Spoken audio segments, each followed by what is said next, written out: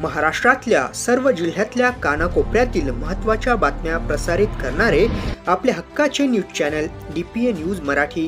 ज्ञान, विज्ञान, कला, क्रीडा, मनोरंजन, राजकारण, समाजकारण, पर्यटन, अध्यात्म, शेती, उद्योग, आरोग्य, रोजगार, शिक्षण, करिअर, इतिहास, शासन प्रशासन, माहिती तंत्रज्ञान, देश विदेशातील घटना घडामोडी आपल्यापर्यंत पोहोचवित असलेले एकमेव अग्रगण्य news channel DPA news Marathi.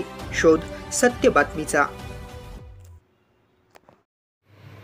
Vaijapur तालुक्यातील पानवी खंडाळा येथील शेतकऱ्याच्या शेतातील विहिरीत पडलेला कोल्हा पोलीस पाटील वाल्मिक रावसाहेब बावचे यांनी दिलेल्या माहितीवरून वन विभागीय अधिकारी यांच्या सहकार्याने बाहेर काढण्यात आले.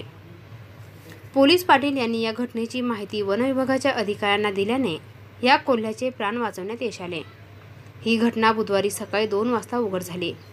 पानवी खंडाळा येथील स्वप्नील लहरे गट नंबर 47 येथील विहिरीत कोल्हा पडून असल्याची माहिती पोलीस पाटील वाल्मिक रावसाहेब बावचे यांना देण्यात आली.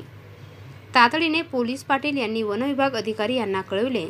माहिती मिळताच वन विभाग अधिकारी शेळके साहेब यांनी 2:30 वाजता पानवी खंडाळा येथे पोहोचले व वन विभाग अधिकारी व ग्रामस्थांच्या मदतीने 50 फूट खोल असलेल्या विहिरीत घाटाच्या साहाय्याने कोल्हा या प्राण्याला सुखरूप बाहेर काढले.